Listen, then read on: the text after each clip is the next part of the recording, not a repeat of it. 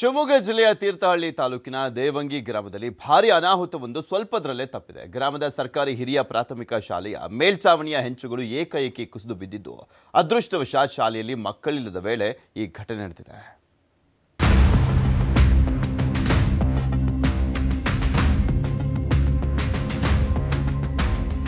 ವಿದ್ಯಾ ದೇಗುಲವಾಗಿರುವ ಸರ್ಕಾರಿ ಶಾಲೆಗಳು ಇದೀಗ ಮಕ್ಕಳ ಪಾಲಿಗೆ ಅಪಾಯದ ತಾಣವಾಗಿ ಮಾರ್ಪಾಡಾಗುತ್ತಿವೆಯಾ ಅನ್ನುವ ಆತಂಕ ಶುರುವಾಗಿದೆ.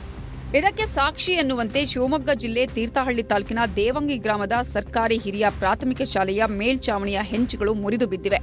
ಯಾರೂ ಇಲ್ಲದ ವೇಳೆಯಲ್ಲಿ ಈ ಘಟನೆ ನಡೆದಿದ್ದರಿಂದ ಯಾವುದೇ ಪ್ರಾಣಾಪಾಯ ಸಂಭವಿಸಿಲ್ಲ. ಒಂದು ವೇಳೆ ಶಾಲೆಯಲ್ಲಿ ಮಕ್ಕಳಿದ್ದಾಗ ಈ ಅವಘಡ ನಡೆದಿದ್ರೆ ದೊಡ್ಡ ದುರಂತವೇ ಸಂಭವಿಸುವ ಸಾಧ್ಯತೆ ಇತ್ತು. ಈ ಹಿಂದೆ ನ್ಯೂಸ್ 18 ಕನ್ನಡ ತೀರ್ಥಹಳ್ಳಿ ತಾಲೂಕಿನ ತೆಮ್ಮಮನೆ ಶಾಲೆಯ ದುಸ್ಥಿತಿಯ ಬಗ್ಗೆ ವರದಿಯನ್ನೂ ಮಾಡಿತ್ತು.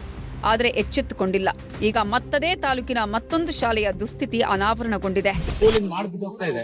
ಇದನ್ನ ಕೇಳೋರು ಯಾರು ಅಂತೇಳಿ ನಾವೆಲ್ಲ ಓದೋರು ಇಲ್ಲಿ ನಮ್ಗೆಲ್ಲ ಒಂದು ಇದು ಕೊಟ್ಟಿದ್ದವ್ರೆ, ಎಜುಕೇಶನ್ ಕೊಟ್ಟಿದ್ದಿಲ್ಲ ನಮ್ಗೆ ಫಸ್ಟ್ ಪ್ರಾಥಮಿಕ ಅಂತ ಹೇಳಿ. ನೀವು ಇಲ್ಲಿ ಮಾಡಿಬಿದ್ದು ಟಾರ್ಪಲ್ ಕೊಡ್ತೀನಿ ಅದು ಕೊಡ್ತೀನಿ, ಇನ್ನೊಂದು 6 ತಿಂಗಳು ಬಿಟ್ಟು ಏನಾದ್ರು ಮಾಡಿಬಿದ್ದು ಏನಾದ್ರು ಕೆಳಗಡೆ ಮಕ್ಳಿಗೆ ಹೆಚ್ಚು ಕಮ್ಮಿ ಆದ್ರೆ ನೀವು ಜವಾಬ್ದಾರಿ ಅಂತೀರಾ. ಒಂದು ಲೆಟರ್ ಬರ್ಕೊಡ್ಬೇಕು, ನಮ್ಮ ಹತ್ರ ಕೊಂಡಿಲ್ಲ. ಏನಾದ್ರು ಮಕ್ಳಿಗೆ ಹೆಚ್ಚು ಕಮ್ಮಿ ಆದ್ರೆ ನಾವೇ ಜವಾಬ್ದಾರಿ ಅಂತ ಬರ್ಕೊಡ್ಲಿ.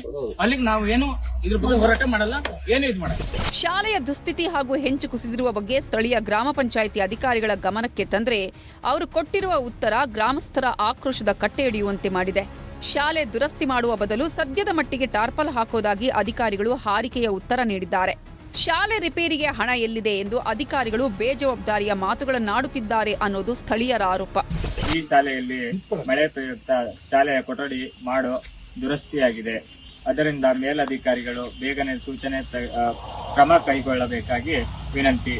ಶಾಲೆಯ ಹಾಗೂ ಗ್ರಾಮಸ್ಥರಿಂದ ವಿನಂತಿ ನಡೆಸುತ್ತಿದ್ದೇವೆ.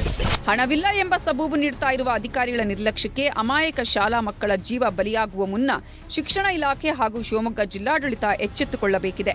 ವಿನಯ್ ಪುರದಾಳು, ನ್ಯೂಸ್ 18 ಶಿವಮೊಗ್ಗ.